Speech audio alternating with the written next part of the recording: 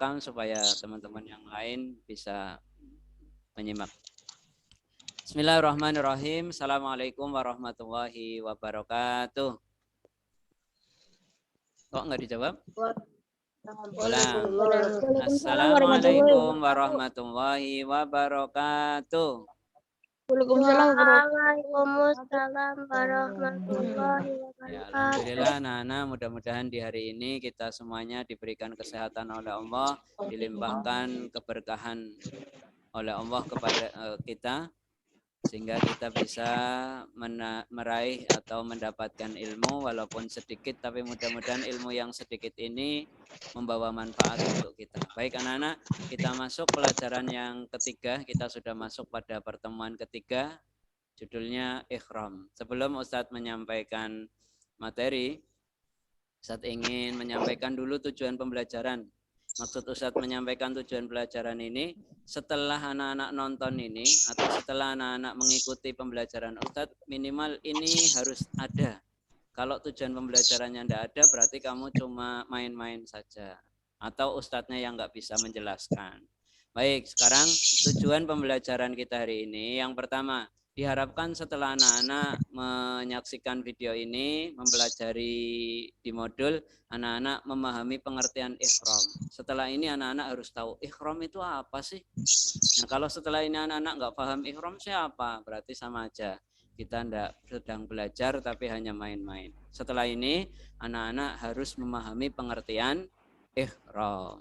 Berikutnya, yang kedua, setelah melihat tayangan ini, diharapkan anak-anak mampu mengetahui tata cara ikhram. Setelah tahu ikhram itu apa, tata caranya bagaimana.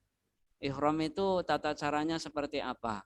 Setelah ini harus tahu pengertiannya, tata caranya bagaimana. Kemudian yang ketiga, mampu menyebutkan sunnah-sunnah ikhram. Sunnah-sunnah dalam ikhram itu apa saja.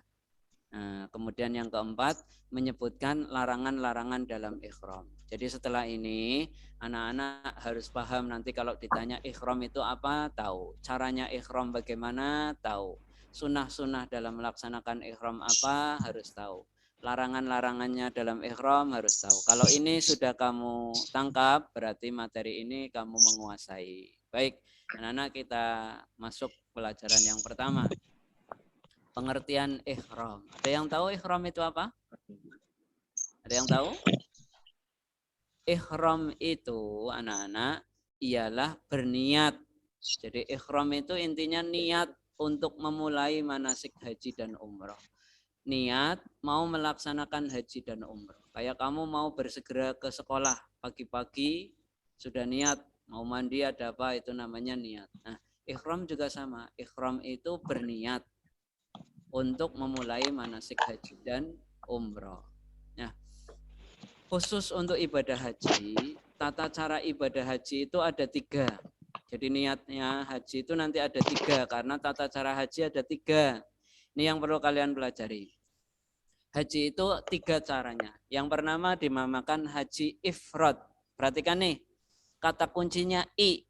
Haji ifrad. Kata kuncinya I. Maka haji ifrad adalah mengerjakan haji dulu. Ifrad, mengerjakan haji dari kata I. Mengerjakan haji terlebih dahulu, baru kemudian melaksanakan umroh. Paham anak-anak?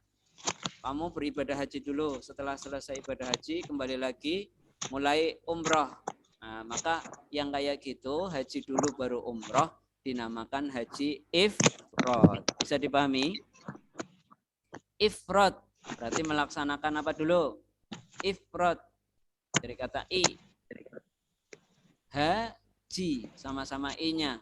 Jadi haji ifrad melaksanakan haji dulu, baru kemudian umroh. Bisa dipahami? Sedangkan tamattu, lihat U-nya. Tamattu melaksanakan umroh dulu, baru kemudian haji. Tahu perbedaannya? Kalau ifrad melaksanakan haji dulu. Haji dulu diselesaikan, setelah selesai baru melaksanakan umroh. Itu namanya haji apa, Nana? Haji apa? ifrad. Tapi Ifrad. kalau umroh dulu sampai selesai, baru haji. Melaksanakan haji sampai selesai, itu dinamakan haji tamattu. Bisa dipahami? Bisa dipahami bedanya? Rumusnya kata kuncinya I sama U. Kalau ifrad haji dulu, tamattu umroh dulu. Bisa dipahami?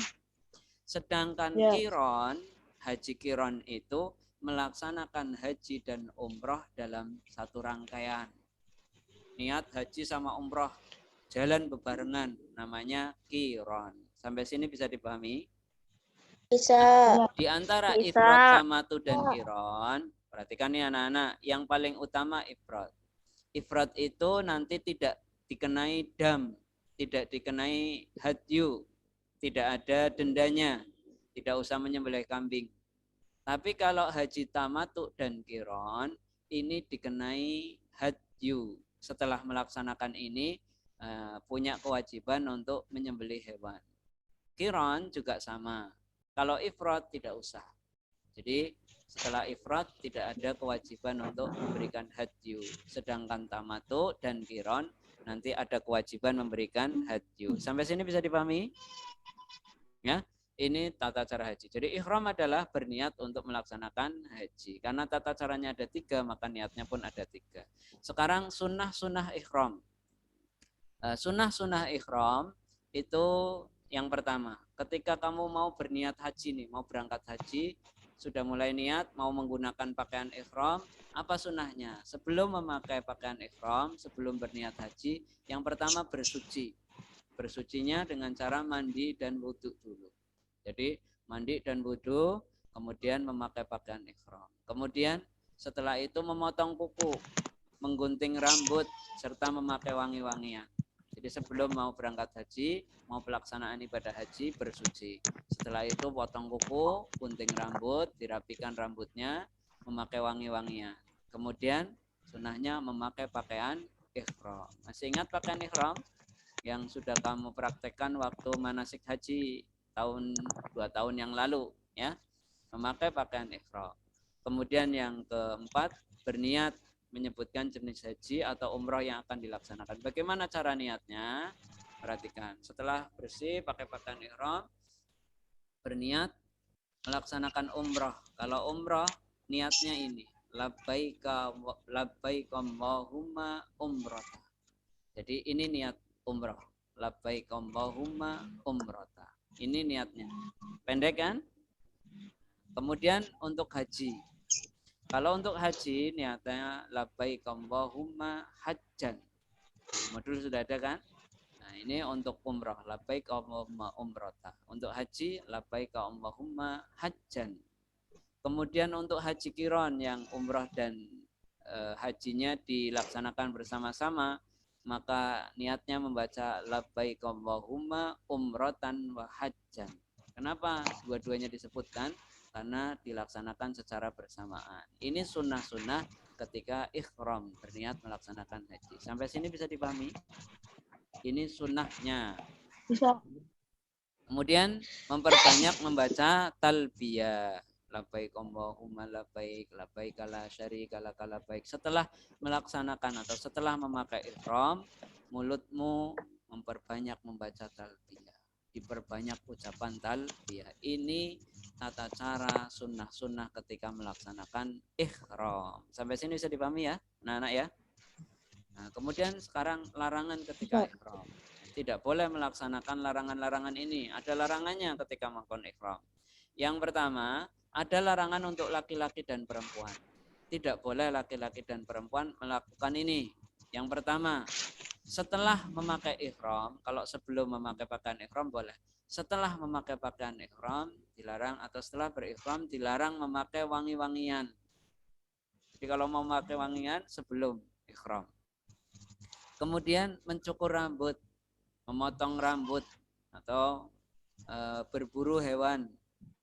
Misalkan ada rusa, kemudian ada rusa diburu, nggak boleh. Atau ada merpati diambil kemudian dibunuh mau dimakan, nggak boleh. Kemudian mencabut atau memotong tumbuh-tumbuhan. Setelah memakai ihram tidak boleh mencabut atau memotong tumbuh-tumbuhan. Kemudian memotong kuku juga tidak diperbolehkan. Kemudian melamar, menikah atau menikahkan. Ini yang tidak boleh dilakukan ketika kita telah mengenakan ihram, sudah berniat untuk melaksanakan haji. Sampai sini bisa dipahami? Berikutnya, sekarang ada larangan-larangan ihram khusus bagi laki-laki dan perempuan.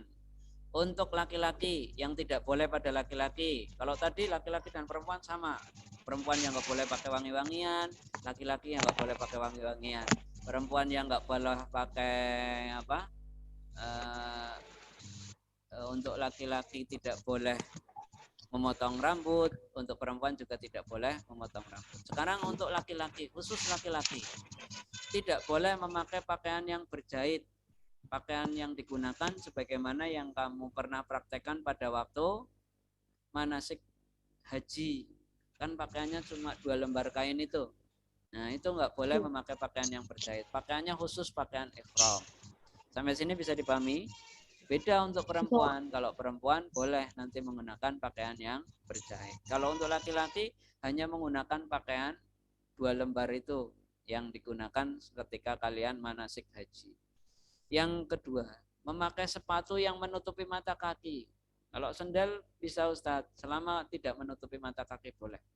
Ya, jadi untuk laki-laki nggak boleh memakai sepatu yang menutupi mata kaki. Tidak boleh memakai pakaian yang berjahit. Kemudian tidak boleh memakai penutup kepala. Pakai peci atau pakai sorban tidak diperkenankan ketika ihram. Sampai sini bisa dipahami? Bisa. Sekarang larangan yang khusus untuk perempuan. Untuk perempuan ketika ihram dilarang memakai cadar atau penutup muka. Setelah ihram bebas.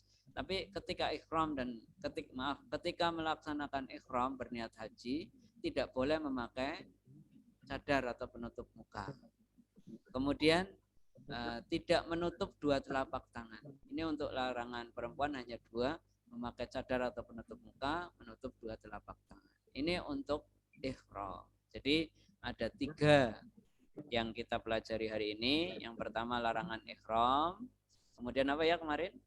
Larangan ihram, sunnah-sunnah ihram, dan pengertian ihram. Sampai sini bisa dipahami anak-anak? Sampai sini bisa dipahami? Bisa. Sampai sini bisa dipahami?